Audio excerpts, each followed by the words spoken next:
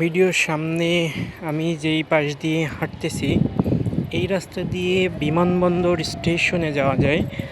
আর কাওলা এলাকার থেকে শুরু করে এই এলাকার যেই মানুষগুলো আছে তারা মূলত এই রাস্তাটি ব্যবহার করে বিমানবন্দর গিয়ে সে পাশ অর্থাৎ ফুট ওভারব্রিজ পার হয়ে উত্তরা থেকে শুরু করে অন্যান্য এলাকায় যাতায়াত করে।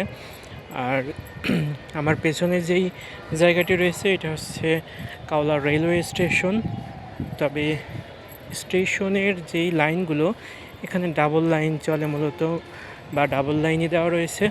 তবে এই লাইনটি সম্প্রসারণের জন্য দেখুন সামনে যেই নতুন সংযোগ দেওয়া হয়েছে এই সংযোগটির মাধ্যমে এখানে আরও একটি লাইন সংযোগের ব্যবস্থা করা হয়েছে, যদিও কাজটি চলমান রয়েছে। ভিডিওর সামনে যেই বড় বিল্ডিং রয়েছে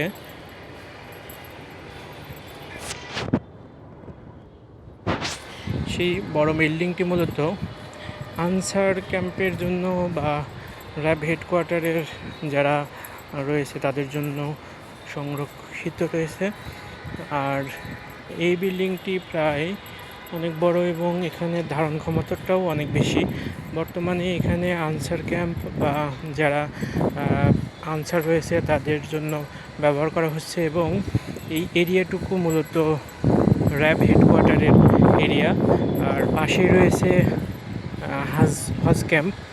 এখানে বাংলাদেশের যত হাজি রয়েছে তারা এ পাশ দিয়েই হজে গমন করেন এবং হজের জন্য যে কাজগুলো রয়েছে তারা এখানে সম্পাদন করার মাধ্যমে মক্কা বা মদিনায় হজের উদ্দেশ্যে রওনা হন।